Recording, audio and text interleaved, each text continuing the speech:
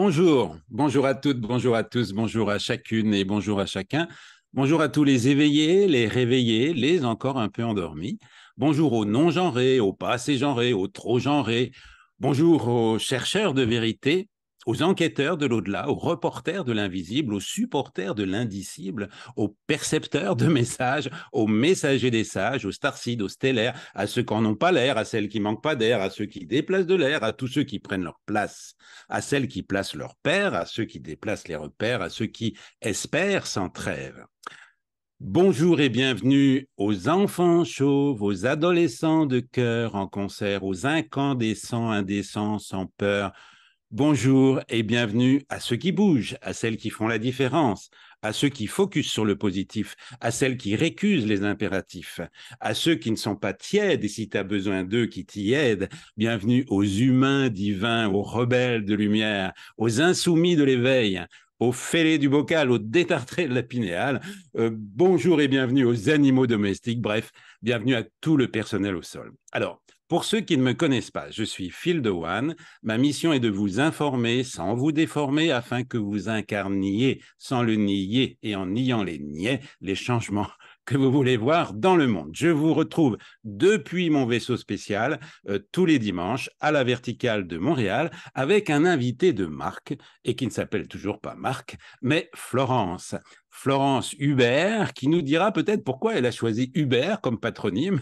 Elle est aujourd'hui avec moi et avec vous, chers écouteurs et chères visionneuses, pour son troisième ouvrage, En quête de l'au-delà, ce que mon guide m'a révélé et qui pourrait vous aider aux éditions Exergue, voilà, du groupe Très Daniel. Florence est médium spirituelle depuis plus de 20 ans. Elle est spécialisée dans la communication avec les défunts, auteur de deux autres ouvrages chez le même éditeur, Quand la médiumnité s'impose et Quand l'au-delà se dessine.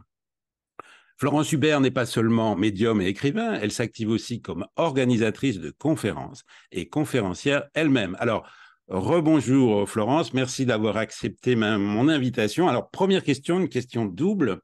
Pourrait-on dire qu'un co-auteur a grandement participé à l'écriture de ce troisième ouvrage, mais qu'il a renoncé à toucher ses droits? Et si la réponse est oui, quel est son nom? Bonjour Phil et bonjour, bonjour le Canada aussi. Voilà. Alors, non, il n'y a pas de co-auteur, hein. Il y a juste une préfaceuse qui s'appelle Véronique Jeannot. Que Voilà. je salue, oui. Qu'on salue tous. Et le reste, c'est moi, toute seule, comme une grande. Ah, parce que je parlais de co-auteur, c'était un peu au second degré, c'est-à-dire le co-auteur, c'est ton Ah, guide. mon guide, oui. Ah, mais oui, Florence revient. Mais oui, bien sûr. Alors lui, il a renoncé à tous ses droits, sauf celui de diriger un peu ma vie. Voilà. Wow. Bon, Oui, bah écoute, ça, on va en parler beaucoup des guides oui. parce que bon, ton livre est vraiment très très riche. Il nous permet de mieux comprendre. Enfin, c'est à la fois pédagogique, ludique. Bon, ludique aussi. Il y a des poèmes et ça commence par un poème de ton guide, voilà, qui est magnifique. Alors, ce qu'on va faire pour que nos écouteurs et nos visionneuses soient en haleine, j'ai préparé des petites cartes, hein, donc dans ce jeu de cartes à ton nom. Et puis, ben, voilà, je vais les battre, pas trop fort pour pas leur faire de mal. C'est un tarot de Marseille, non? C'est C'est un tarot de fil. C'est un tarot de fil. le tarot de Phil, d'accord. De fil et Hubert. Après tout, tiens, cette question aussi, Hubert, parce que tu sais, bon, moi j'ai été dans le show business et je me suis occupé de chanteurs, de Renault. Et quand on parlait des voitures Renault, ça faisait de la pub à Renault. Est-ce que tu as choisi, c'est un joke, hein. Est-ce que tu as choisi Uber à cause des véhicules Uber, des taxis? Oui, c'est ça. Mais il y en a beaucoup qui m'appellent Uber, d'ailleurs. Uber. Uber, Voilà, c'est ça. voilà. Et Uber, non, c'est le patron de la chasse, j'aime bien aussi, moi. Donc, Hein. bon, ouais. Mais non, il y en a beaucoup qui m'appellent Florence Uber, oui. Ça commande un Uber, ça arrive aussi, voilà. Pas s'inquiéter. Bon, c'était une petite plaisanterie parce qu'il y avait à un moment donné aussi un groupe qui s'appelait Police et c'était génial, un groupe Oui. de rock. Et donc, tu voyais Police partout, ça leur faisait de la pub. Ben Ouais. écoute, alors la première question. Alors, est-ce qu'on peut se tutoyer d'abord, Florence, ou pas? Bah, bien sûr, Phil, on se tutoie. Et c'est vrai que je remercie Uber, ça me fait de la pub, c'est sûr. Voilà. Donc, pourquoi refuses-tu souvent, tu dis, de révéler la mission de vie aux gens qui te le demandent. Oh, parce que c'est une grosse responsabilité que de révéler les missions de vie. Si par exemple quelqu'un vient me voir et que je lui dis, écoutez, madame, voilà, votre mission de vie, une femme mariée avec des enfants bien installés, et que moi, Florence Hubert, je lui dis, bah, écoutez, elle vient me voir, écoutez, voilà, je suis mariée, je suis installée, mes enfants sont grands, mon mari a de l'argent, je ne suis pas malheureuse. Ma mission de vie, c'est quoi maintenant? Et que je lui dis, madame, vous devez divorcer pour aller, je ne sais pas, prêcher la vérité au fin fond de... c'est vachement dangereux parce qu'elle va m'écouter et elle va partir divorcer et elle va partir au fin fond de la cambrousse profonde, prêcher une vérité. Enfin, c'est très, très, très dangereux de donner une mission de vie. Oui, ça c'est vrai que tu insistes beaucoup là-dessus aussi sur la responsabilité des médiums parce que bah tu as une autorité hein, quand on vient de te voir et donc c'est très important de parler de ça. Euh, ok, tu veux ajouter oui, peut-être on pourrait continuer à repartir sur la mission de vie du coup parce que tu différencies chemin de vie et mission de vie. Est-ce que tu peux un peu expliciter ces différences? Oui, alors quand je fais un schéma sur le chemin de vie, je fais toujours deux traits horizontaux, comme ça, comme une route.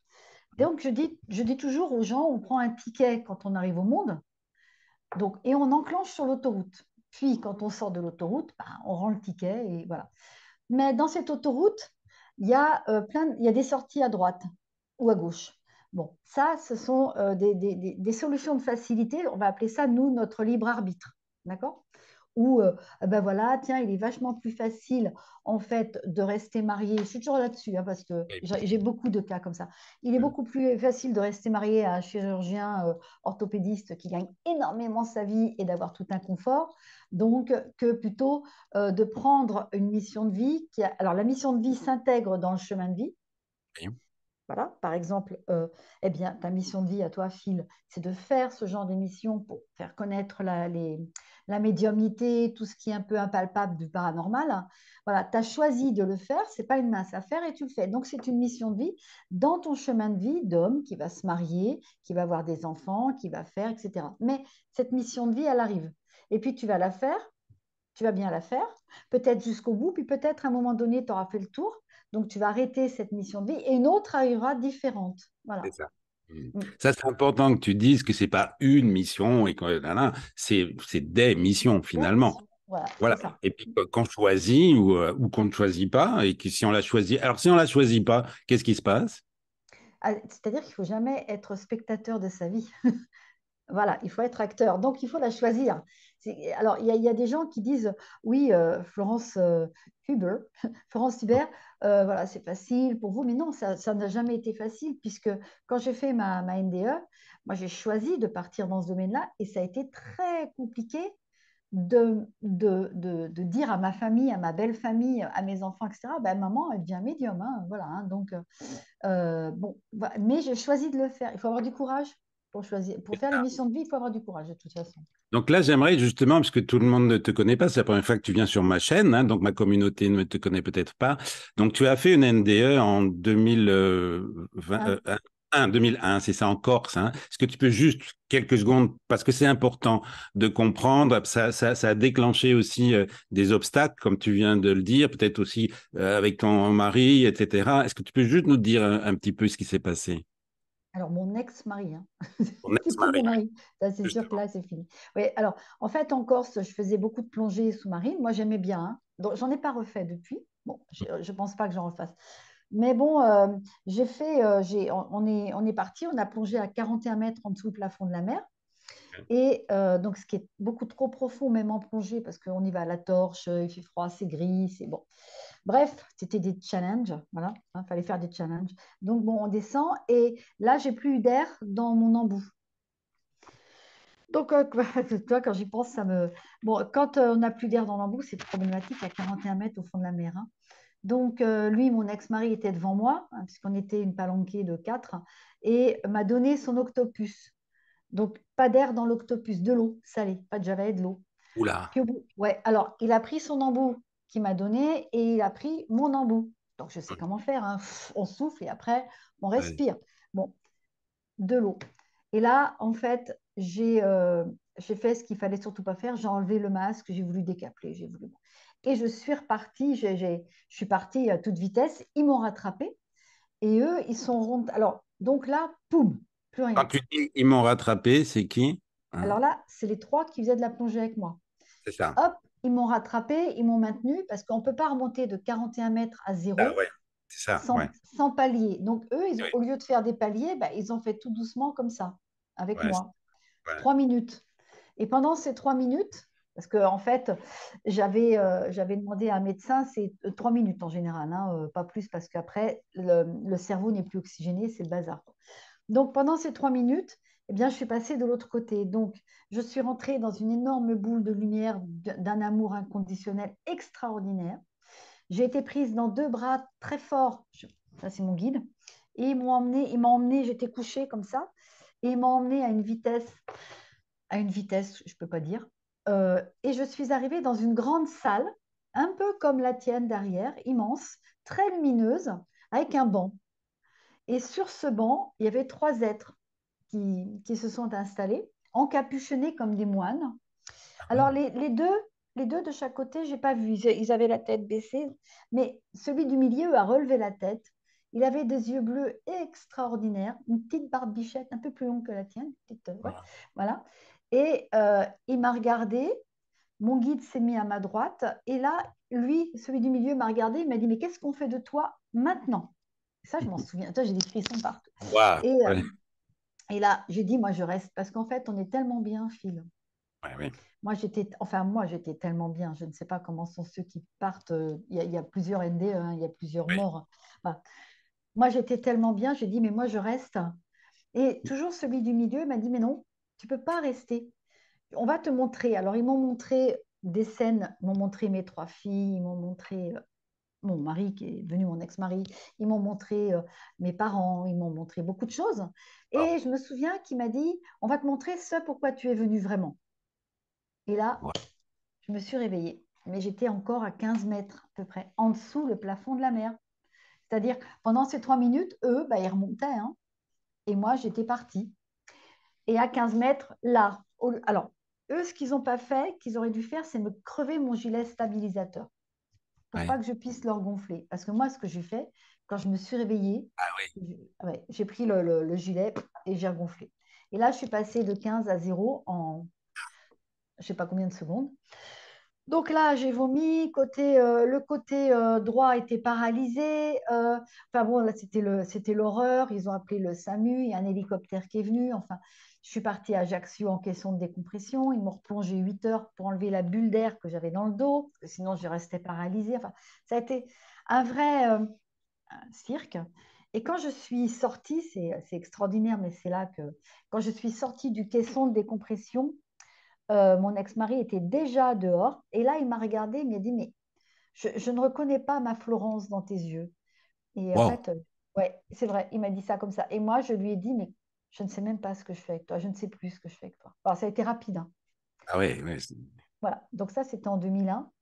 Je suis partie de chez moi en 2004. Ça a été beaucoup moins rapide parce qu'il a fallu, moi j'avais des enfants en bas âge encore, la famille, je ne travaillais pas, qu'est-ce que j'allais faire? Il a fallu une mise en place. Et c'est ça. puis, en 2004, je suis partie de chez moi très violemment d'ailleurs. Et voilà, c'était fini. Ouais, donc merci, hein, merci de nous faire partager ça, parce que c'est pas rien, hein, et puis alors c'est très précis, en fait, ce que tu as vécu, quoi, tu as vraiment vu ces êtres, etc. Et Ah, donc c'est à je- partir de ce moment-là, alors tu le dis dans ton livre que tu as toujours été quand même petite, connectée, mais que là ça a été un changement radical dans ta vie, quoi, c'était ça, hein.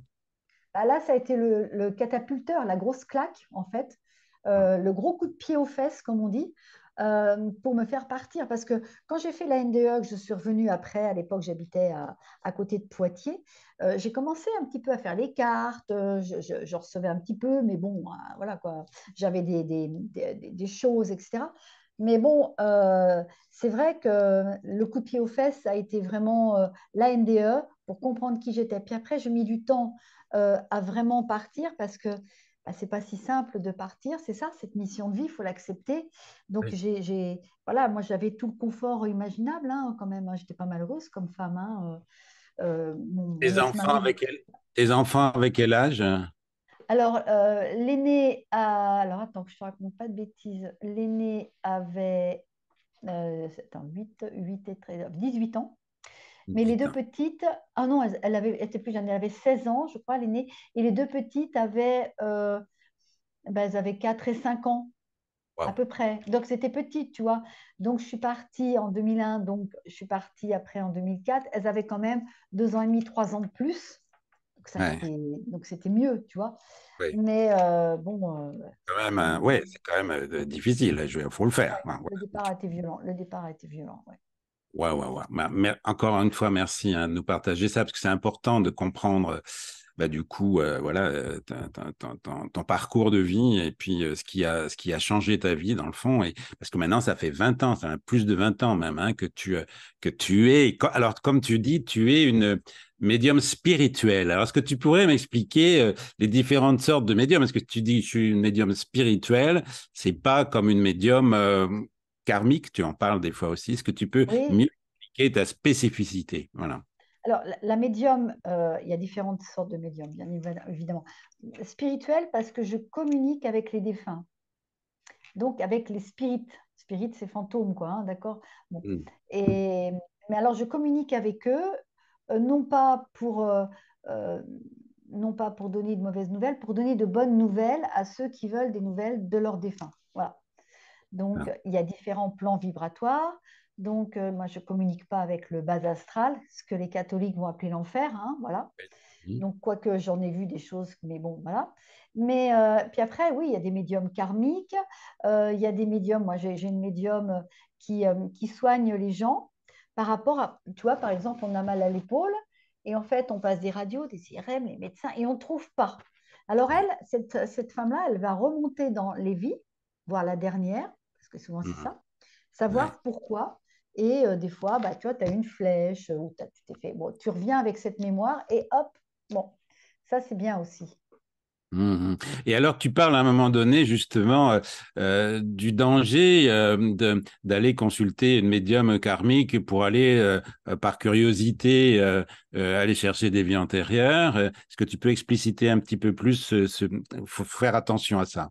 Hmm. Oui, parce qu'en fait, j'ai une personne qui a été voir une médium karmique pour voir qui il était avant.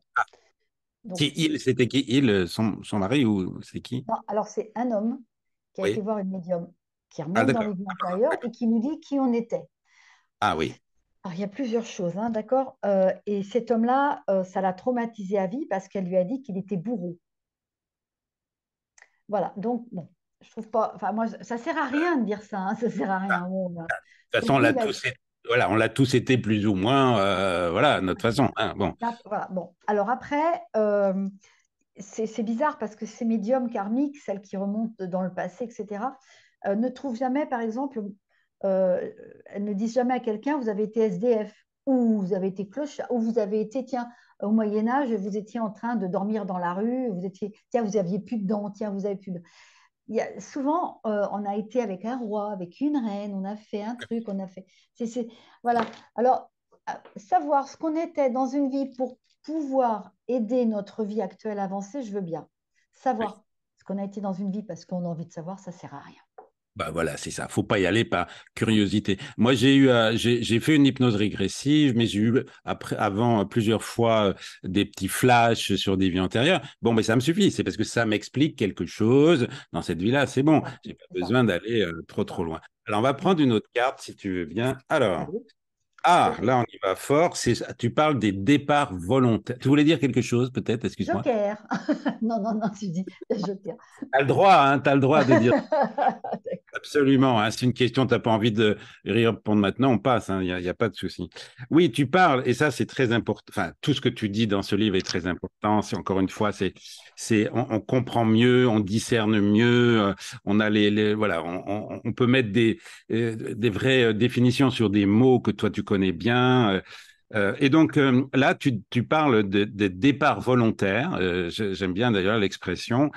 Alors, j'allais dire, tu racontes une anecdote. C'est pas une anecdote, hein, c'est vraiment important là dans ton livre, ce départ volontaire dont tu parles. Voilà, donc est-ce que tu peux nous dire, parce je connais des personnes, enfin moi-même j'ai connu quelqu'un qui s'est suicidé, Hmm.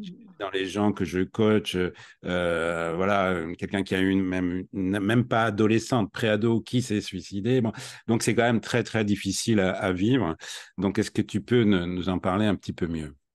Mais normalement, hein, normalement, les départs volontaires ne sont pas cautionnés par l'au-delà, normalement. C'est-à-dire, on doit être dans cette vie terrestre et incarner ce qu'on est, et on doit euh, traverser les épreuves, hein. Alors, c'est vrai que je fais la différence entre les épreuves et les expériences. C'est pas pareil, hein. Bon, on doit traverser les épreuves. Donc, un départ volontaire, c'est compliqué parce que on ne peut pas les blâmer, je ne les blâme pas, hein. Faut être courageux, il faut être à la fois pas courageux pour le faire, mais courageux aussi. Mais quand il y a un départ volontaire, bien souvent la personne reste coincée un petit peu dans sa bulle. C'est-à-dire qu'elle part et euh, comme elle n'était pas prête parce que c'est volontaire, ben, elle va rester coincée dans sa bulle.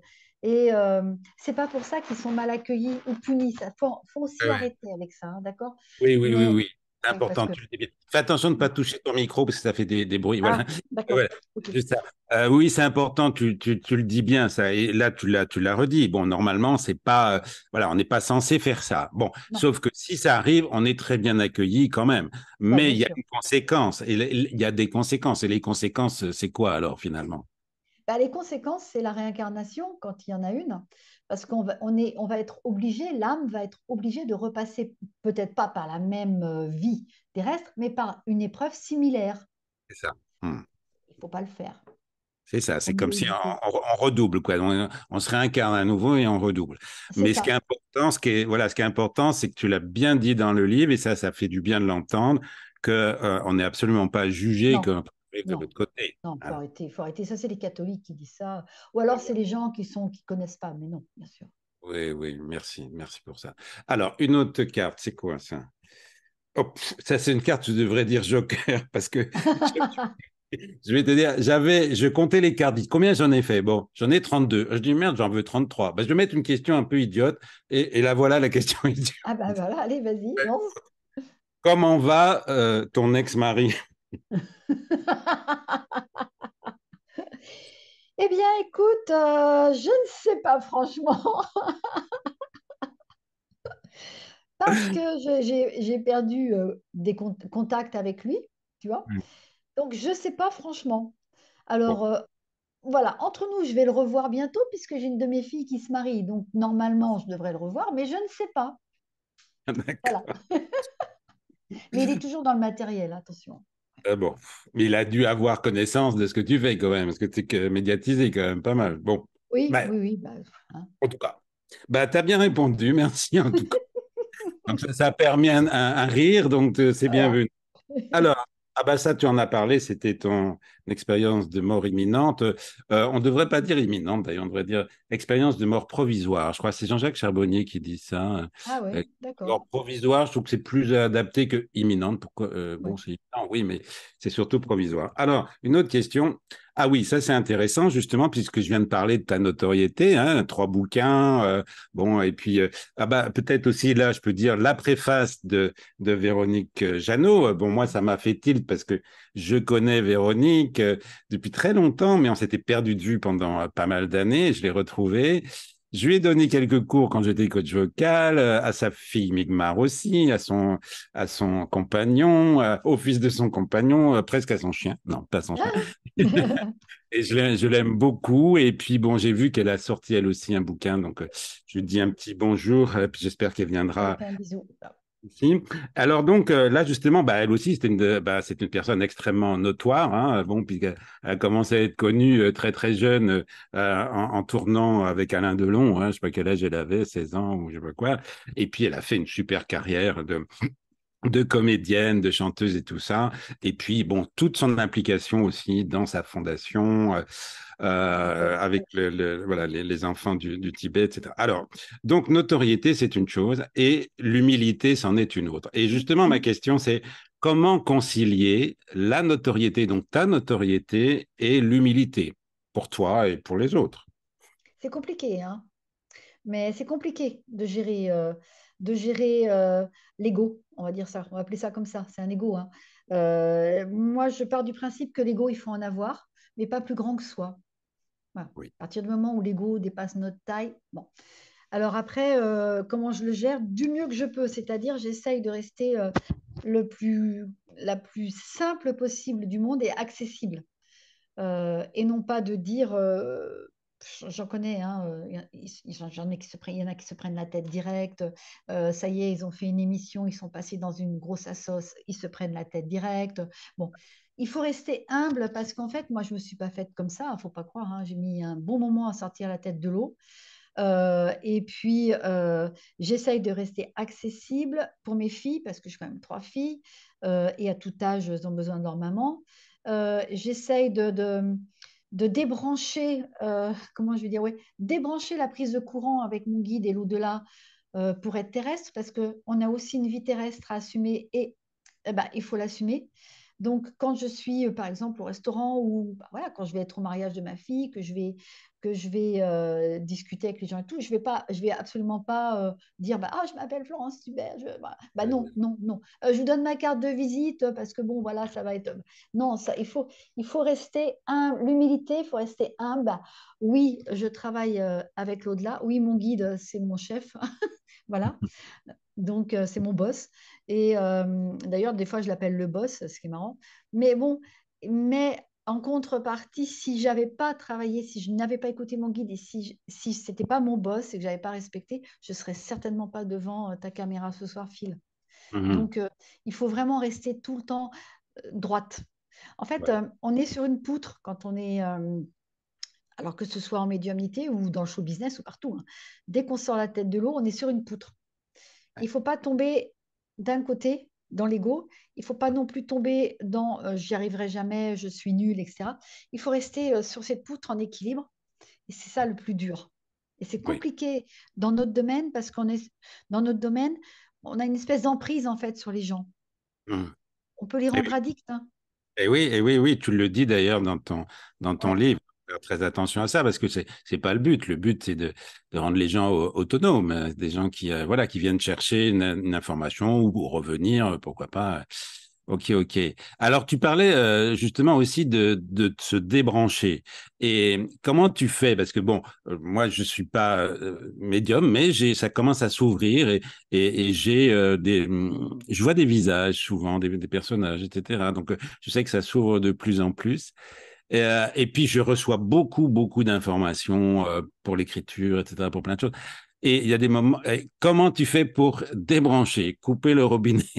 Ben, c'est ça, on coupe. C'est-à-dire que on reçoit par le coronal, Oui, on reçoit par le troisième œil et on reçoit par le plexus solaire. Voilà. En fait, c'est ça, hein.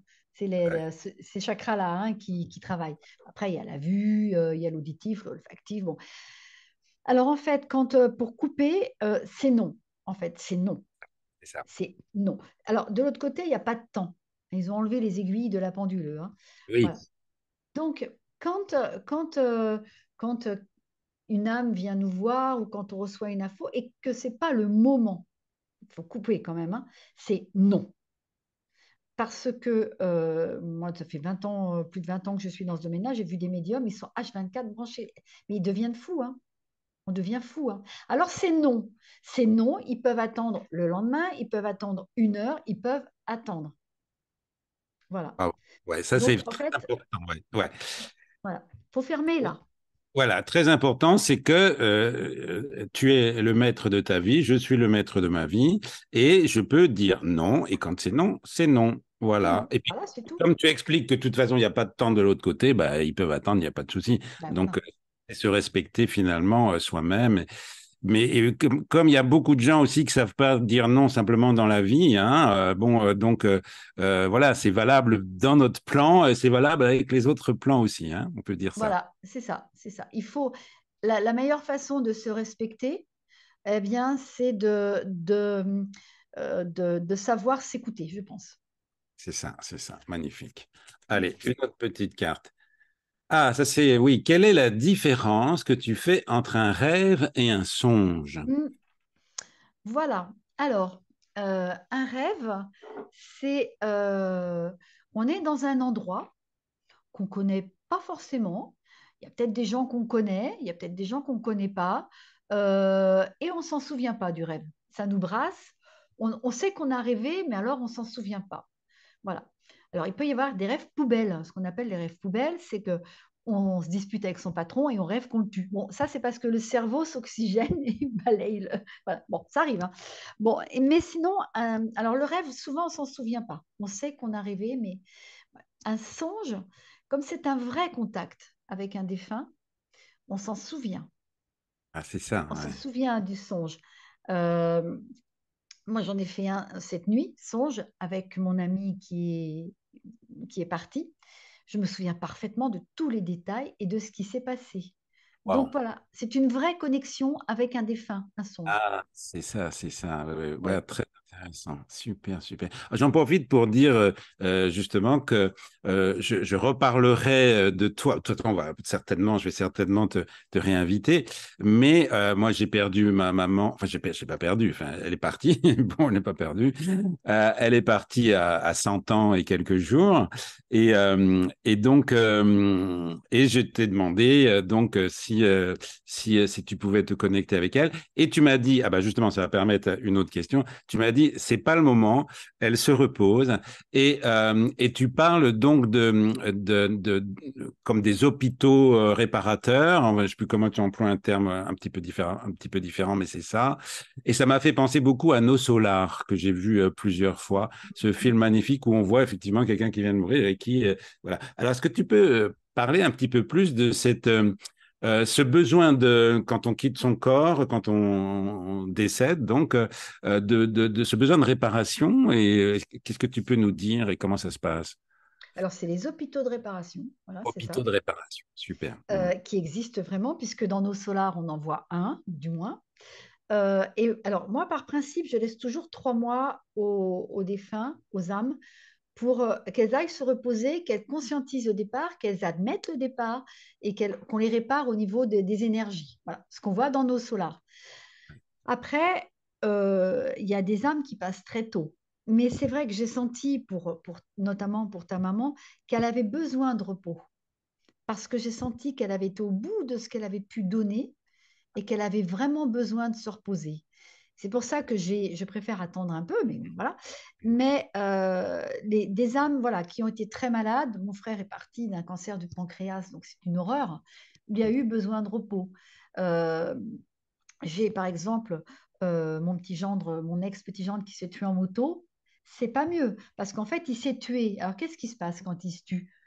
Quand on décède, les corps éthériques, c'est-à-dire l'aura, avec les 7 corps éthériques, quand on décède mais qu'on est malade, au fur et à mesure de l'avancée de la maladie, les corps se décollent. C'est ça. On dit qu'on devient éthérique. Voilà. Oui, Et voilà, on peut parler, on peut aider les gens à passer de l'autre côté. Mais quand on a un accident, boum, tous les corps éthériques pètent d'un coup. Là aussi, c'est pour ça que là, il faut aussi une période de repos. Et c'est pour ça que quand une personne décède, ces fameux 3 jours de veille, il faut les respecter. Parce que mm, ça permet à l'âme de conscientiser son départ, et puis ça permet à tous les corps éthériques de bien, bien se décoller, y compris le dernier ou le premier, là, celui qui est tout près, le corps physique. C'est le plus long à partir, celui qui oui. s'accroche le plus, quoi. Et ben, c'est pour ça que je préfère laisser 3 mois pour que l'âme conscientise et avoir une belle communication par la suite. C'est ça, c'est ça. Et là, tu parlais des 3 jours aussi. Est-ce que, ce on m'avait dit ou j'ai lu, je ne sais plus, que pendant ces 3 jours, il faut pas toucher au corps. Enfin, je veux dire, faudrait pas enlever des organes ou comme. Est-ce que c'est vrai ou pas? Qu'est-ce que tu penses? Alors, moi, je suis pour laisser le corps en paix 3 jours, hein, ça c'est sûr. Voilà. Après, il peut y avoir un don d'organes. Si la personne qui décède était d'accord, si la famille est d'accord, c'est tout un concept de niveau de conscience et de prise de conscience et d'acceptation, en fait, hein. C'est comme la Oui, crémation, hein. oui, Voilà, on ne dit pas l'incinération, on dit une crémation. L'incinération, c'est pour les déchets, hein. La crémation, c'est pour les humains, hein. Voilà. oui. Donc, ah oui, c'est parce que les gens, ils disent des choses des fois. Bah, la crémation, quand le désir de la personne était de passer au crématorium, pourquoi pas? Quand le désir de la personne n'était pas de passer au crématorium, bon, il vient souvent en me disant, bon, je suis passé au crématorium, bon, c'était pas mon souhait, mais c'est fait. Mais bon, c'était pas mon souhait, il le dit quand même, hein. Ah, c'est Voilà. ça. Ah oui. Là, est-ce que justement les 3 jours sont pas très importants avant la crémation? Ah oui, oui, bien sûr. Ah oui, oui, respect. Ah oui, oui, il faut vraiment, Ça, c'est voilà. important. Pendant les 3 jours, on peut leur parler, on peut, ben voilà, tu sais, on va te passer au crématorium, tu sais, on n'a pas le choix, tu sais. C'est un peu ce qui s'est passé avec mon frère, puisque c'était pendant le Covid, et Didier est passé au crématorium. Il n'avait pas du tout envie, mais voilà, je lui ai parlé en fin de parcours, je lui ai dit que c'est compliqué, hein, ce que j'ai fait, hein. Je lui ai Ouais, quand même dit de son vivant, hein, quand il était en fin de parcours, et je lui ai dit, pendant ces 3 jours, tu sais, Didier, on va te passer au crématorium, tu sais, tu vas y aller au crématorium, mais ne t'inquiète pas. Voilà, c'est important de parler comme ça aussi. c'est ça, c'est important. Moi, je sais que j'ai accompagné mon frère qui est parti. Et alors, il y a aussi, tu parles dans le livre aussi, c'est très intéressant d'accompagner, hein, quand on veut accompagner les personnes qui sont en fin de vie ou etc. C'était le cas de mon frère parce qu'il y avait le sida et bon, et c'était terminé. Bon, enfin, c'est pas tellement le sida qui l'a tué, mais plutôt Pardon. c'est pas tellement le sida qui l'a tué, mais la trithérapie, parce que c'était au début. Mais bref, Ah ouais, mais ce que je veux dire, c'est que après, j'ai eu mon père qui est décédé, et je m'en suis voulu de pas être là au bon moment, alors qu'il était, j'étais à Paris, il était dans le 15e, j'étais dans le 15e, il était à tel hôpital, je devais aller le voir, on m'a appelé, et je n'ai pas pu y aller, je sais plus pourquoi, je suis allé que le lendemain, et je m'en suis voulu beaucoup. Et après, j'ai eu le message, mais toi, tu le dis dans le livre, et ça, c'est important de le dire, qu'il y a des personnes qui sont prêtes à partir et qui préfèrent être seules, et d'autres oui, non. Est-ce que tu peux mais mieux oui. expliquer ça? Oui. C'est des désirs de l'âme. La pudeur fait que certaines personnes qu'on va accompagner, nous, jour et nuit, pendant peut-être 2 mois à l'hôpital, non-stop, et on va partir chercher un petit café le matin. Et le temps qu'on parte chercher le café, elle s'en va. Les gens rouspètent, hein. Moi, j'en ai pas mal qui rouspètent. Mais non, c'est que la personne, l'âme de la personne, ne veut pas qu'on la voie partir. Voilà, c'est tout. Il y a beaucoup de pudeur. Puis, il y en a qui vont attendre qu'on arrive tous parce qu'ils ont envie d'être entourés au moment du départ. C'est un choix de l'âme, ça. C'est Donc, faut ça, pas vous en vouloir, faut pas t'en vouloir.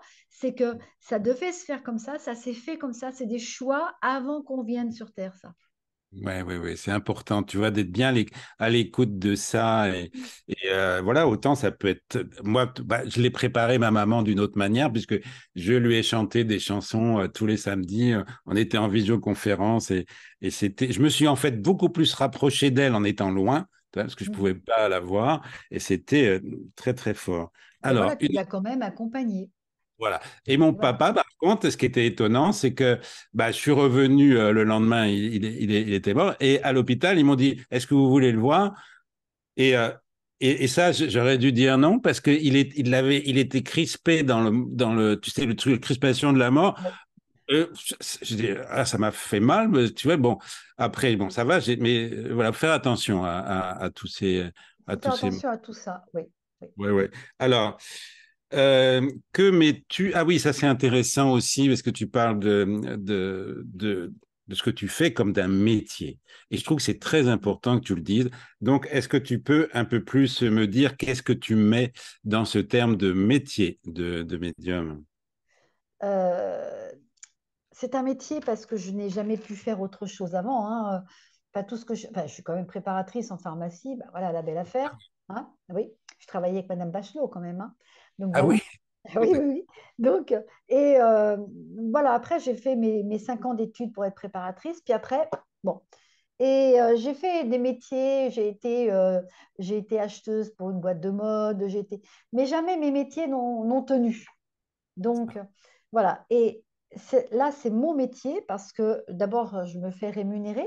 Et c'est logique parce qu'on ne va pas non plus chercher une baguette de pain et puis dire, ah, bah, vous avez un don, monsieur le boulanger, vous me la donnez. Ah, voilà, ça va être ça, hein.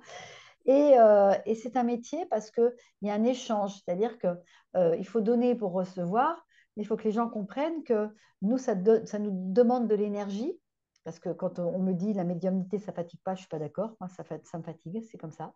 C'est une dépense d'énergie pour les autres.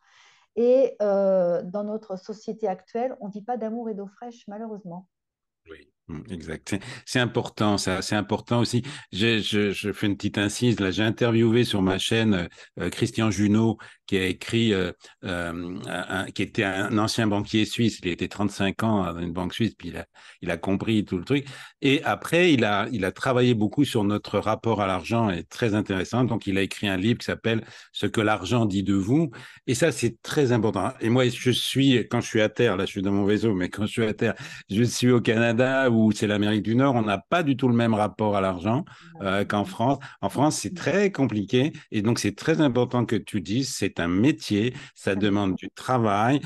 Tu dis parfois, même des fois, bah, ton guide à 3 heures du matin, paf, il te réveille. Enfin, je sais pas si tu as dit 3 heures du matin, mais enfin, ça peut venir n'importe comment. Bon, c'est bon, voilà, c'est du boulot, c'est des dépenses d'énergie. Et puis en plus ça, comme tout métier, on s'améliore en le faisant à chaque fois et c'est ce que C'est ça tu parce que montres. les gens, il y a des gens qui disent, il y a des gens qui disent l'argent tue le don. Moi, je ne suis pas d'accord parce que ces gens-là, eux, qui font de la médiumnité, ne font pas payer, mais en contrepartie, à côté, ils ont un boulot. Oui. Donc, bon voilà, moi, j'ai pas de travail. Je ne vis que de ça depuis maintenant plus de 20 ans. Donc, Non. mais ces gens-là qui disent ça, ils ont un travail. Évidemment, moi, je ne fais pas payer. Il y avait un magnétiseur qui faisait de la pub, là. Moi, c'est gratuit. Ben oui, mais ce magnétiseur qui fait de la pub, à côté de ça, il est infirmier, il a un travail. C'est ça, c'est des choix après, évidemment. Bon, Voilà. mais c'est très important de comprendre ça, ouais, ouais, de remettre bien. Puis Ah oui, on pour va moi, payer, payer. l'argent, c'est une énergie. Pour moi, et comme toute énergie, Ça, bah, c'est une énergie divine. On peut faire plein de circule. choses magnifiques Voilà, avec. voilà, Hein. exactement. Je suis d'accord. Alors, une autre carte. Bon. Euh, ah oui, tu parles d'incorporation, de Ah, possession, et je rajoute un autre mot que tu as pas mis parce que j'ai interviewé ici Mathieu Roger qui était un walking, mais wow, c'est super ah fort. oui. Donc, est-ce que tu peux faire la différence entre incorporation, possession et walking peut-être ou pas? Alors, walking, ça veut dire marcher, marcher dedans. Donc, les walking, il n'y en a pas beaucoup quand même, hein, des gens qui sont walking comme ça. Donc, à mon avis, je ne suis pas très branchée là sur le walking, mais c'est deux en un. Donc, c'est ça. Alors, Hein. ce que j'avais compris du walking, c'est que c'est un accord d'âme, parce que c'est arrivé Oui, aussi à Anne Gévaudan, c'est un accord d'âme et qu'il y a l'âme qui part et une autre qui vient à la place. Sauf qu'il y a il y a encore, suivant l'âge à quel ça arrive, il y a encore des mémoires de l'ancienne vie. Donc c'est pour ça que tu dis un peu deux en un. Mais après, bon voilà. Donc, alors c'est revenons. compliqué. Ouais, Ouais, c'est compliqué un ça walking. ça me paraît très plus compliqué que Oui, qu'on le oui, dit comme ça en fait. oui, oui. Parce il peut y avoir moi j'ai parfois des missing time, là, des temps perdus, et parfois, enfin bref, il y a plein de questions là-dessus. Mais revenons à l'incorporation, à la possession, parce que ça, tu en parles bien. Est-ce que tu peux mieux définir ça, ces deux termes? Alors, l'incorporation, c'est la prise de c'est une âme comment je vais expliquer ça? La possession n'a pas le choix, Ah oui, d'accord? c'est L'incorporation, c'est l'âme vient en nous, mais parce qu'on le demande. Donc ça, c'est comme Whoopi Goldberg dans Ghost, elle se fait incorporer du beau Patrick Swayze, voilà. Donc, mais il vient dedans parce que, bon, elle lui a demandé à la fin, quand il danse, là, je ne me souviens plus trop, elle lui a demandé pour qu'il prouve, pour qu'il prenne le visage, pour voilà. Mais il reste pas. La possession, on n'a pas le choix. C'est-à-dire que la personne qui est possédée, ben, elle n'a pas le choix. Et l'âme qui la possède reste. L'incorporation, elle peut être bénéfique ou maléfique, et la possession, elle est souvent maléfique tout court. Oui, c'est ça, c'est ça. Est-ce que on peut parler d'incorporation? J'ai interviewé 2 fois ici Nathalie Lermite qui chante Piaf merveilleusement. Enfin, elle a fait tout un tour dans le monde entier avec ça. Je l'ai revue ici à Montréal. Et quand elle chante Piaf, est-ce que on pourrait dire que c'est presque une incorporation de l'âme de Piaf? Alors, si c'est pas une incorporation de l'âme de Piaf doit pas être loin. Oui, c'est ça. Elle doit donner son accord pour qu'il y ait quelques résonances qui arrivent. Boum, voilà, c'est sûr. Ouais, c'est sûr.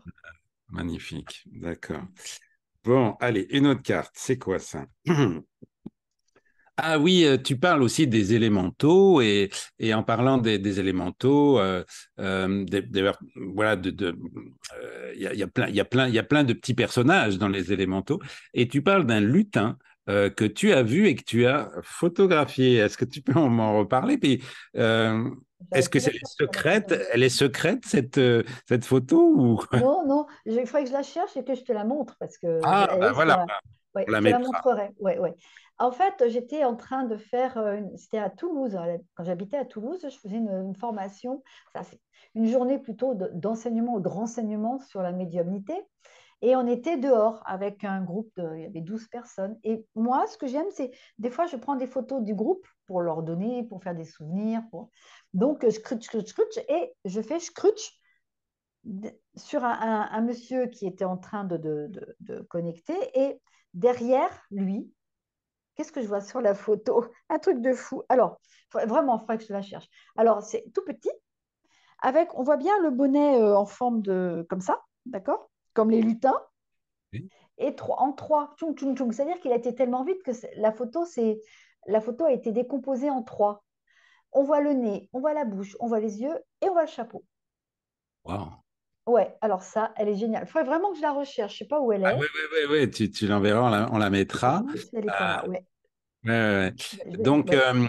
est-ce que tu peux un peu mieux expliquer justement le rôle des élémentaux, donc des esprits de la nature, et comment communiquer avec eux? Est-ce que tu peux nous en parler un petit peu plus?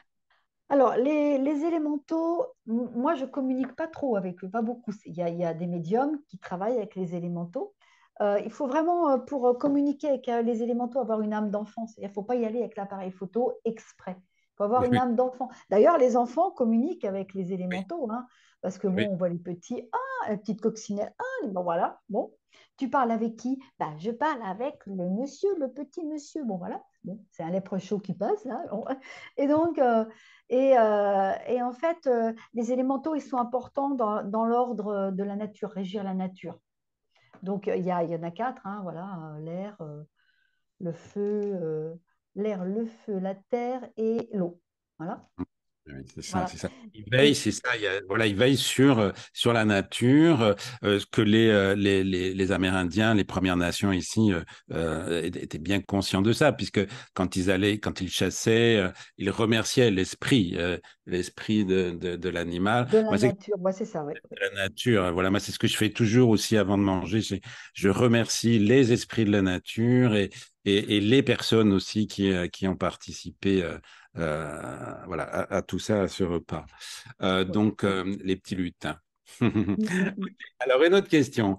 Euh, ah oui, parce que sur ton site, tu parles, bon, c'est une question un peu générale, hein, bon, mais ça va te permettre de répondre comme tu as envie.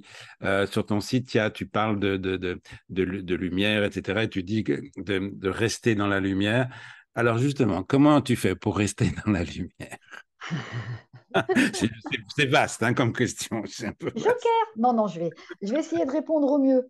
Euh, j'ai toujours, d'ailleurs, j'ai eu des soucis à l'école à cause de ça. Mais je suis toujours positive, quoi qu'il arrive. Même quand ça va pas, j'essaye. Bah, il y a des moments où ça va pas, mais j'essaye de rester positive. Et puis, je, je, je veux pas avoir accès au bas. Alors, tous les jours, je demande à mon guide chéri, tous les jours, de me garder dans la lumière, de me Oui, garder, voilà, tous les jours que je peux vivre. Tous les matins, je lui dis, mets-moi dans la lumière et essaie d'éloigner de moi les gens plus ou moins sombres ou négatifs. Bon, c'est pas toujours le cas, mais voilà, je veux rester positive, je veux rester lumineuse, je veux pas entendre parler de ce qui va pas. En ce moment, c'est le bazar sur Terre. Je le sais. On sait qu'il va y avoir du bazar. C'est pas la peine de se gaver d'informations, par exemple. Voilà. Donc ça, j'en veux pas. Donc j'essaye de rester positive, rigolote, rire. Le rire, c'est une bonne thérapie. Et de rester dans cette optique de, voilà, haut les cœurs. Souvent, je dis ça, haut les cœurs d'ailleurs. Oui, oh les cœurs, c'est bien tout ce que tu dis là, attention aux informations, Ah ouais, tout faut- ça, et de demander aussi à ton guide. Justement, bah, j'avais posé la question au tout début quand je t'ai présenté, puis j'ai oublié. Est-ce que ton guide je te dis pas de le dire, hein, mais de dire son nom, mais est-ce que ton guide t'a donné un nom? Oui, Ah, oui. voilà. Alors, voilà, mon Et guide. Alors, ça, c'est. tu le dis Non, ou tu... Non, dis pas. non, Voilà. non, moi, je préfère pas le dire parce que Oui. le prénom d'un guide, c'est comment moi, je leur dis aux gens, le prénom d'un guide, c'est bonus, quoi. C'est pour vous, c'est cadeau. Donc, c'est cadeau, c'est quand même le moi supérieur, hein, c'est quand même notre binôme. Donc, dans les journées que je fais, où tu es invité si tu viens, eh ben, Oui. voilà, on trouve le nom, je trouve pas, j'aide les gens à trouver le nom de leur guide. Ils l'ont pas tous, hein, faut pas croire, hein. Au début, je voulais faire plaisir, donc je donnais, mais là, non. Et le nom d'un guide, ça peut être, tu vois, par exemple, Pierre, Paul, Jacques, comme ça peut être Isabelle ou Micheline, j'en sais rien. Et puis ça peut être aussi Diamant, Rose des Sables. euh, J'en ai eu un jour, la dame je voyais un ours derrière elle et son guide s'appelait Patte d'ours. Et en fait, elle avait derrière son petit crayon, elle avait un tampon, c'était une patte d'ours à chaque fois. Tu vois. Donc Mhm. voilà, c'est quelque chose, le guide, c'est une âme avec laquelle nous sommes en fusion. Il nous drive. On a signé un contrat de l'autre côté avec, et il va nous driver sur Terre selon ce contrat. C'est ça. Alors, il y a plein de questions par rapport aux guides. Alors, tu fais bien la différence, tu expliques bien les anges, les archanges, les guides, c'est pas la même chose, tout ça. Non, Mais oui. je voudrais revenir sur les guides, là, parce que, bon, moi, on m'a donné, j'ai eu, avec une femme en channeling, j'ai pu communiquer avec mon guide et qui m'a donné. Il y a pas, il voulait pas trop donner son nom, puis il me l'a donné. Moi, je ne le dirai pas, du coup, parce que tu as raison, c'est mieux de le garder, c'est tellement Mm. important. Euh, mais oui, quand même des questions par rapport au guide parce que tu parles des guides familiaux aussi, c'est autre chose. Voilà.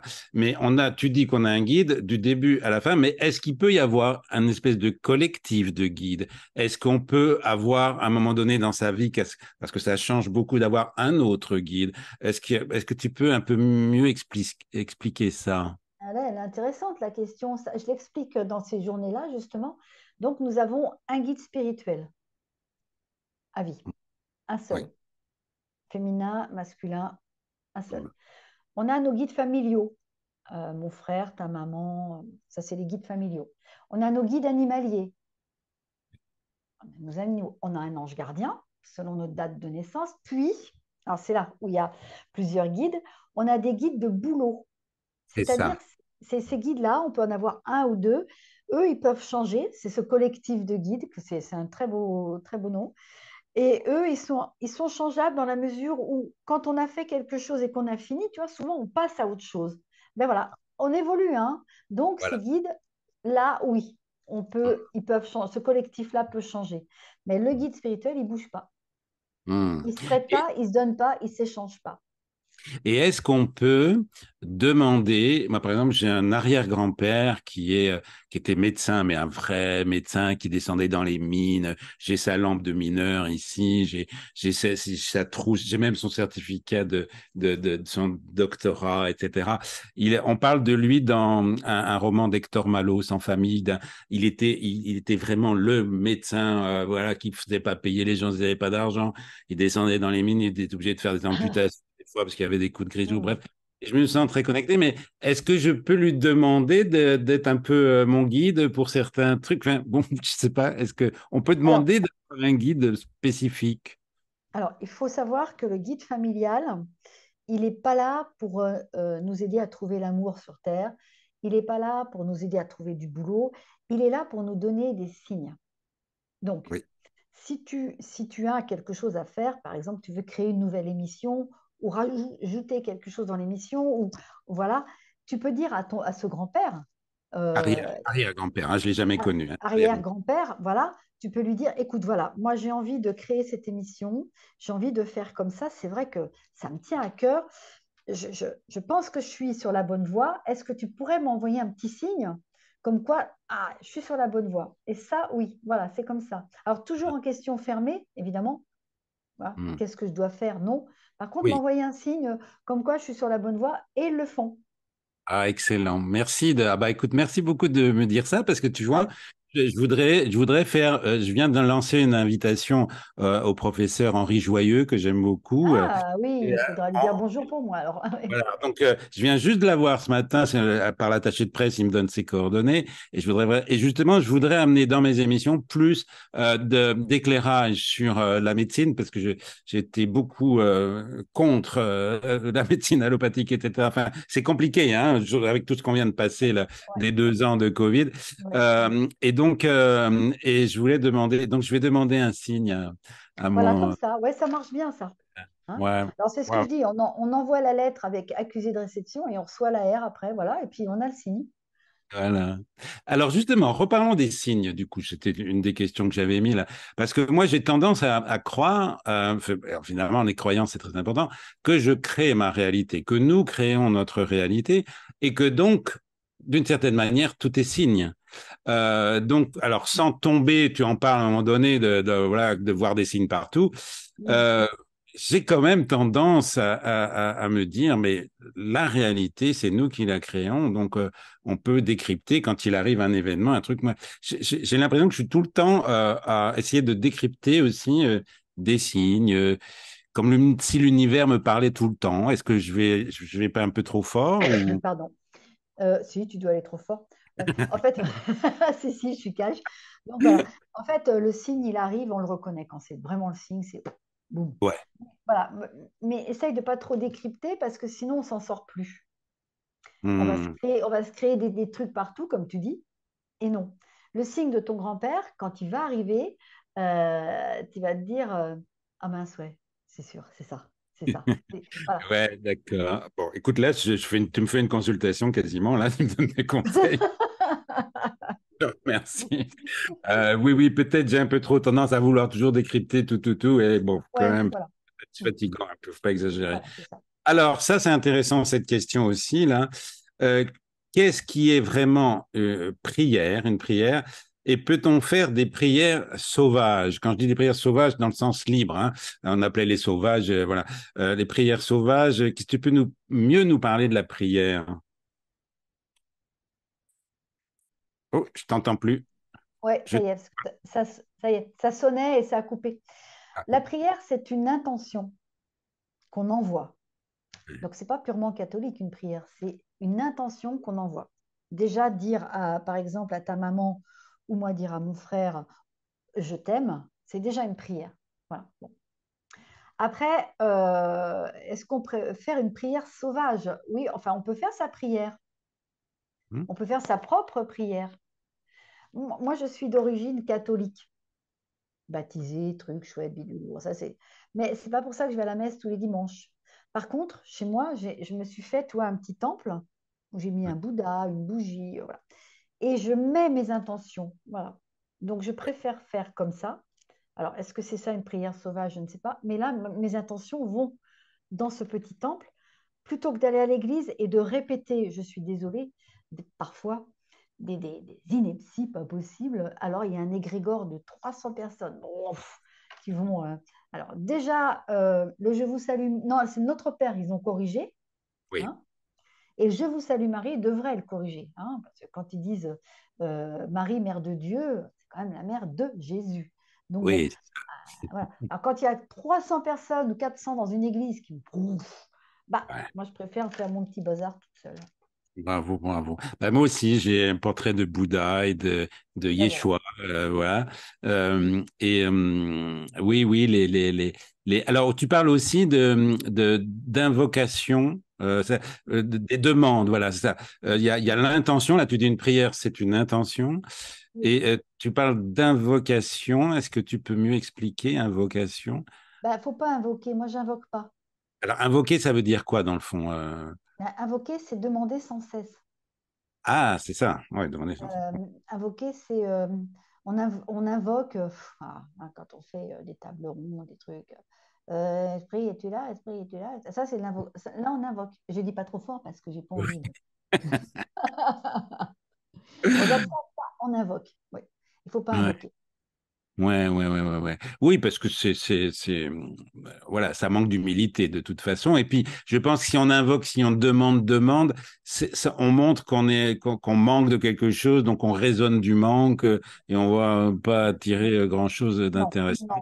non, non. Voilà. À propos de prière, et tu parlais donc du Notre Père et du Je vous salue Marie, ce qui est très important dans le Notre Père, je l'ai mis dans l'interview, première interview que j'ai fait avec Anne Gévaudan, le Notre Père traduit directement de l'araméen, qui, je dis pas qu'il n'a rien à voir, mais qui est, wow, qui est beaucoup plus juste, tu vois, beaucoup plus juste, et c'est intéressant de voir. Je pense que sans qu'on en parle, on a un peu la même vision. Moi aussi, j'ai été baptisé catholique. Baptisé contre quoi, je ne sais pas. Mais en tout cas, voilà, je me suis un petit peu aussi, pas mal, beaucoup pris de la distance avec tout ça, avec Ouais, ces religions. ouais. Alors, une autre question pour revenir à ton bouquin. Ah bah justement, la préface, on en a parlé un tout petit peu, mais bon, la préface de Véronique Jeannot, pourquoi elle et pas quelqu'un d'autre? Pourquoi pas Parce que Whoopi je. Goldberg? Enfin, je dis n'importe quoi. Ouais, bah oui, j'aimerais bien aussi, mais bon, je sais pas s'il est aussi spirituel. Ah, bon, Oui. voilà. Et Véronique Jeannot, je l'ai connue à Angers parce que j'ai organisé une grosse conférence, elle est venue. Sincèrement, ça a matché. Elle est tellement gentille, aussi jolie dehors que dedans. Et vraiment, on s'est tout de suite comprise. Et puis, elle a été là à un moment donné où ma petite fille, j'ai une petite fille de 11 ans et demi, 11 ans, oui, 11 ans et demi déjà, oui, a eu un très grave accident à ce moment-là. Et elle m'a aidé, son mari, que tu connais peut-être, m'a Oui. aidé, hein, Olivier. Et vraiment, vraiment, ça a collé tout de suite, quoi. Ils m'ont aidé, ils ont été là, donc voilà, et puis sa façon de penser, d'être, me plaît. Hmm. Et voilà, alors je lui ai dit, bon, bah, je lui ai dit, écoute, Véronique, voilà, moi, ça me ferait vraiment plaisir que tu me dédicaces mon livre. Et ben, mon vieux elle me dit oui tout de suite. Il n'y a aucun problème, Florence. Eh oui, c'est important les préfaces aussi, je trouve. Hein. Oui, C'est oui, quelqu'un qui est devant. Ben, moi, sur le mien, Survivez votre voix, c'est Gwen Clapp. Gwen Clapp, qui est un chaman, un jeune chaman malgache, qui est le fils de Johan Razanamae, Chaleur, tout ça. Bon. Et j'osais pas lui demander aussi, puis il a accepté. Et c'est bien, ça nous fait du bien aussi, une belle oui. préface de Ah quelqu'un oui, qu'on admire et qu'on aime. oui. Alors, allez, je prends une autre carte. Qu'est-ce qu'il me dit? Bon, alors là, je repars sur l'accueil de ton site où tu parles de la paix. Grande question. Bon, la question est trop générale encore. Bon, voilà. La paix, est-ce que tu as atteint d'une certaine manière, on va dire une certaine paix quand même en toi depuis que tu es dans ta mission de vie, là? Oui, oui. Allez, j'ose Alors, le dire, oui. Oui, j'ai ma paix à moi parce que je suis dans ma voie. c'est ça? Je suis bien, je suis bien. J'ai ma paix à moi parce que j'ai vieilli, j'ai mûri et Mm. que je vais être un peu cash, c'est pas grave, je peux être cash. Oui, Voilà, et que je me fous de ce que disent les autres sur les médiums et sur moi. oui, Je sais où est ma vérité. D'ailleurs, c'est ce que je dis dans le livre, c'est ma vérité, hein. oui. Et je suis en paix avec ça, oui. Voilà, tout à fait. Oui, oui, oui. Et je pense dans la préface, Véronique dit que oui, elle dit peut-être pas ce mot-là, mais que tu es cash, etc. C'est très bien aussi, c'est rassurant. Tu vois, je veux dire, c'est rassurant de C'est vrai voir qu'elle que le dit, oui, c'est sûr. Oui, que tu le dis. Alors, une autre question. Ah, là, c'est intéressant aussi parce que tu fais aussi du nettoyage de maisons. Et ça, pour moi, ça me paraît très, très important. Là, quand je suis à terre à Montréal, Griffinton, je suis dans un appartement il y avait personne avant, hein, c'est tout neuf. Mais bon, comment nettoyer la maison du sol au plafond? Voilà la question. faut m'appeler. Je suis Ghost Mais Post. encore. Voilà. Donc j'arrive avec la pompe et tout. Alors bon, il faut prendre de l'encens, hein, je l'explique un peu dans le livre, hein. Il faut acheter de l'encens purificateur sur charbon. Il faut Oui, passer dans tous les angles de la maison. Il y a la petite formule magique, je crois que je l'ai mise dans le livre, hein, que tout ce qui oui, n'appartient pas à ce lieu, ça, voilà, elle marche très bien. Et puis, il faut le faire 3 fois de suite. Pourquoi 3 fois? oui. Parce que c'est la Trinité, voilà. Donc, une fois tous les 10 jours, et puis après, quand on sent le besoin, on le fait. C'est ça. Et dans une maison ou un appartement, ce que je mets en permanence, sauf quand je m'en vais, c'est une bougie. Oui, oui, oui. C'est la flamme. Oui, oui, absolument. Enfin, Mm. bah, tu vois, moi, je fais ça. Alors là, j'ai utilisé, je sais pas si tu connais ça, le Palo Santo. Ah Euh, oui, pour le Santo, oui, oui, c'est très bien. et puis moi, je fais 3 fois aussi. Voilà. Mais alors après, tu parles aussi de maisons hantées. Et donc, euh, comment dire, comment est-ce une maison hantée, ok, c'est-à-dire ça m'est arrivé quand j'étais à Paris. Bon, j'avais fait venir, il y avait effectivement les propriétaires qui étaient décédés depuis longtemps, mais qui étaient restés là, et, bon, et les intrus c'était nous.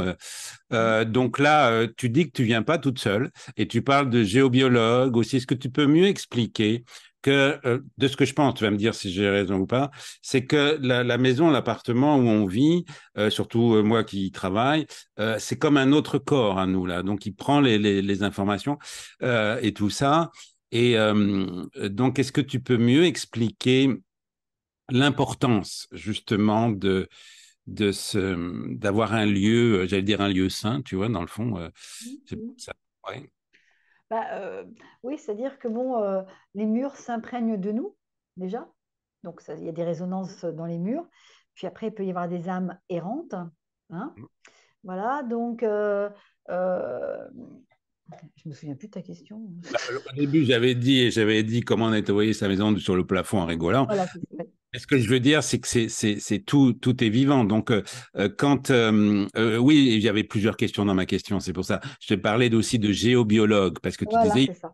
faut faire attention aussi qu'il peut y avoir des choses de plus. C'est qui était le Oui. cas pour moi à Paris. J'étais au milieu d'un croisement de réseau Hartmann et puis de l'eau moche en dessous là. Bon, bref, bon.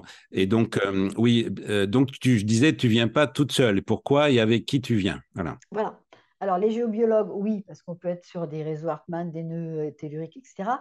Des radiesthésistes, oui, parce qu'on peut être, la maison, l'appartement peut être coincé entre un transfo et un, voilà, bon, un truc à avion, bon, avant de nous faire venir, oui, parce que il peut y avoir des problèmes. Et puis après, j'y vais jamais toute seule. En général, quand je me déplace dans une maison, les gens, ou ils ont appelé un géobiologue radiesthésiste avant et ça continue. Mais moi, je passe souvent après. C'est pas la peine que j'aille dans une maison si c'est pas, il y a pas Oui. d'âme. Alors, j'y vais jamais toute seule parce que, à la différence de quand je reçois quelqu'un, quand je vais recevoir ta maman, la différence, c'est que tu seras prêt, elle sera prête, je serai prête et tout le monde sera OK. La Mhm. différence, c'est que quand je vais dans une maison, je suis prête, mais les âmes errantes, elles ne sont pas forcément prêtes à nous recevoir. Oui. Donc, je me suis pris de telles baffes dans les maisons en y allant seule que maintenant, j'y vais avec un magnétiseur. J'y vais avec mon conjoint, Patrick, Ouais. souvent, et voilà, au moins, si j'ai quoi que ce soit qui m'arrive, je sais qu'il est là. Et qu'est-ce qui t'est arrivé déjà? Alors, je me suis pris des claques, des gifles, hein, Ah, carrément. avec la trace Ah des doigts, oui. hein. Ah oui, oui, non, mais ça, c'était, voilà. Il y a une âme qui m'est passée au travers, mais j'ai cru que j'allais mourir Wow. d'angoisse. Ah oui, parce que elle était angoissée, triste. J'ai cru que j'allais, voilà, mourir. Et dans une maison, je raconte ça dans mon premier livre, où je suis allée avec un magnétiseur. Les âmes étaient, il y avait une âme qui était restée dans une chambre et j'ai ouvert la porte de la chambre et l'âme était derrière. Et moi, quand je nettoie, il faut que j'affronte, il faut que je vois qui. Parce que sinon, et en fait, c'était vraiment quelque chose de pas sympa, maléfique. Ouais. C'était quelque chose de maléfique. Ça m'est tombé dessus. Donc j'ai vu 36 chandelles, là on peut le dire, l'expression 36 chandelles. Et le magnétiseur était là qui m'a aidé à me remettre tous mes corps éthériques en place. Elle m'avait tout pété, elle m'avait tout explosé le truc, hein. Ouais. Wow. Ah Donc ouais, c'est pour ça que je préfère y aller à deux. ouais, ouais, c'est pas un métier sans risque, hein. Ouais, ouais. C'est ça, Oui, les gens se rendent pas compte, enfin, je dis les gens, ça veut rien dire, mais de la force de l'invisible, de tout ce qui se passe dans l'invisible, quoi. Ok. Ouais. Et là, je vais en nettoyer une au mois de février dans la région de Toulouse. La dame a des ennuis, c'est-à-dire qu'elle a ce qu'on appelle des poltergeists, Ah ouais. donc ça bouge. Et la maison est de 1850. Alors, tu vois, il y a du monde dans le bourg, comme on dit chez nous, hein. Donc, et là, je vais la nettoyer donc avec Patrick et avec quelqu'un qui fait de la TCI, qui va enregistrer en même temps. Alors, TCI, rappelle, hein, c'est transcommunication, ça veut dire quoi déjà? Instrumental. Ah, Transcommunication instrumentale. Voilà. Et lui, transcommunication instrumentale, c'est ça. voilà. Lui, c'est un spécialiste à Toulouse de ça et il vient avec nous pour enregistrer, quand moi je vais parler, qu'on ait une résonance, un enregistrement. Oui, oui, oui, c'est ça. Et c'est le père Brune qui faisait ça, non, je me rappelle. Oui, Oui, c'est ça, hein, oui. voilà. François, Et oui. ouais, frère François Brune, oui, c'est ça. Et donc là, on peut avoir donc des informations vraiment réelles, enregistrées, hein, c'est ça? Ah oui, ah oui, oui. Je suis allée nettoyer un hôtel, c'était à Castres avec Patrick Moreza et Yves Linès, puisque c'est lui qui fait ça. Ah oui. Euh, Yves Linès, ouais, c'est le président de l'association de Toulouse, mais c'est un spécialiste de TCI. Et quand je suis rentrée dans la chambre, dans une chambre de l'hôtel, en fait, il y avait une vieille dame couchée sur son lit, mais décédée, hein, et qui rentre et qui me dit euh, mais vous êtes Florence? En gros, c'était ça. Ben, je dis oui. Elle me dit, c'est ma fille, Florence, c'est ma fille. Et au même moment, Yves enregistre, lui, c'est ma fille, Florence. Voilà. Donc, en fait, tout coïncide. C'est ça qui est Mhm. génial, quoi. Ah, ouais, fort, fort, fort. Oui. Ok, ok. Allez, on part sur une autre question. C'est Allez, passionnant. allez. Oui, là, je vais te citer, mais il y a plein de phrases qui sont belles, hein, évidemment, dans ton livre. Et quand on parle de départ d'enfant, hein, bon, et tu fais dire cet enfant qui dit, je suis passé, donc un enfant qui est décédé, voilà, jeune, je suis passé pour préparer la chambre à coucher et le ventre de maman pour le bébé d'après. Oui, Wow, je redis, je suis passé pour préparer la chambre à coucher et le ventre de maman pour le bébé d'après. oui, Wow, c'est très fort. oui. Il y a plein de. Ouais, vas-y, pour les enfants. Pardon, ouais, y a rien à dire après ça. C'est sûr que Ouais. la maman s'est écroulée. Effectivement, après, elle a eu un petit bébé. Ouais, j'ai noté parce que ça m'avait marqué comme, comme réplique quand même, hein. C'était, ouais, ouais, ouais. Non, c'est bien. Allez, peut-être encore une ou deux. Ça, on en avait parlé, des médiums Allez, quantiques. soyons fous. Voyons. Ça, on en a parlé aussi. Tac, ça, ah oui, bah voilà, peut-être on pourrait terminer par ça parce que j'ai invité ici Philippe Ferrer. Je ne me rappelle plus si tu es Hmm. passé. Oui, tu es passé. J'ai pas regardé, j'ai pas voulu regarder. Je peux regarder après. Je veux Non, pas être. j'y suis passée une fois, mais j'y repasse demain. Ah, tu repasses demain, merveilleux. Bah, tu le Voilà. salues de Oui, bien ma part, sûr. ce cher Philippe. Et pourquoi je parlais de ça? Oui, parce que Philippe, il interviewe beaucoup de médiums, etc. Et énormément, bah, c'est sa image de marque. Et il a interviewé il y a quelque temps, plusieurs fois, des très jeunes médiums de 18 ans, 20 ans, voilà, etc. Bah, quel conseil, parce que tu parles que, bon, est-ce que c'est vraiment une chance d'être médium ou est-ce que c'est une grande responsabilité? Quel conseil tu pourrais donner à des jeunes médiums? Comment je vais dire ça? Je vais leur dire à tous ces jeunes médiums de ne pas griller leurs ailes trop vite, que tout vient à temps à qui c'est tout vient à point à qui c'est attendre, voilà. Que la médiumnité, c'est pas un show ou une démonstration de quoi que ce soit, de faculté. La médiumnité, c'est quelque chose de très sérieux qu'il faut se protéger tous les jours et que c'est pas parce qu'on va faire de la méga pub partout qu'on va réussir. Donc, prudence, voilà. Bah merci. Merci. Oui, justement, tu en parles aussi du livre. Moi, je suis un petit peu réfractaire à ces salons de voyance où il y a tout le monde qui font ce truc. Je ne sais pas ce que tu en penses, toi. Qu'est-ce que tu penses de Non, je ça? suis pas. Pour être honnête, j'y suis allée parce que quand on commence, on va partout en fait, hein. Ah, voilà, c'est ça. Non, mais je suis honnête aussi, hein. Mais après, non, j'y vais plus parce que d'abord, ça n'a plus rien à voir. il y a 20 ans, il ne faut pas comparer il y a 20 ans et maintenant. Et là, il y a beaucoup de voyeurisme, il y a beaucoup voilà, on vient voir, on vient critiquer, on vient juger, ça me gêne tout ça maintenant. Ça me gêne. Hmm. Moi, je suis une vieille branche, hein. Donc, dans la médiumnité, c'est vrai. Je suis comme Henri Vigneault, je ne sais pas si tu connais, c'est aussi une vieille branche. Mais bon, voilà, nous, on est vieux, on est vieille France. Nous, tout ce qui est à la mode maintenant, ben, nous, ça l'était pas, quoi. Donc, Hmm. et puis 18 ans, il y a beaucoup de jeunes hein, qui se lancent à 18 ans, mais sincèrement, c'est tôt. Ils n'ont Hmm. pas fait leur première partie de vie. Enfin, bon, il y a Ah, aussi des choses à faire sur Terre, hein, Phil, hein. Il y a aussi hmm. des choses à faire sur Terre. Ouais. Oui, oui, bah c'est une bonne réponse. Allez, on va en prendre encore une question. C'est quoi ça? Ah oui, euh, tu parles de d'émerveillement. Oui, alors ça c'est intéressant, Ah, peut-être de terminer là-dessus. D'émerveillement, d'énervement et de glissement dans les trois,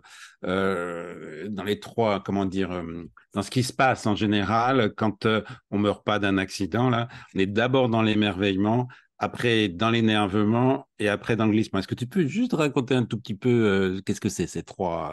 alors, on est dans... C'est des phases de départ, tout ça, hein.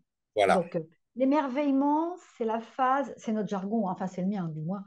Mais bon, l'émerveillement, c'est la phase où un défunt malade souvent, va dire oh, euh, je- oh, ils sont là, là. Alors, voilà, bon.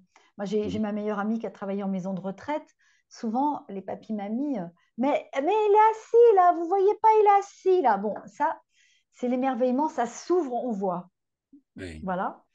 Après, il peut y avoir une phase d'énervement parce qu'on a peur de mourir, hein. Moi, je ne sais même pas comment je serai devant la mort. Donc, ça peut agacer. Je ne suis pas prêt, j'ai pas envie d'y aller. J'en ai marre. Non, non, c'est pas possible. Et puis, Ouais. une phase de glissement où, bon, allez, c'est bon, quoi. Je me bats plus parce que de toute façon, il n'y a plus rien à faire. Donc, et ça glisse. Voilà. C'est ça. Ah, écoute, merci. Tu as bien, très, très bien résumé là, en très peu. Bah, on va glisser, nous aussi. Bah, là, on va glisser autrement. On va glisser on va faire le deuil de cette émission.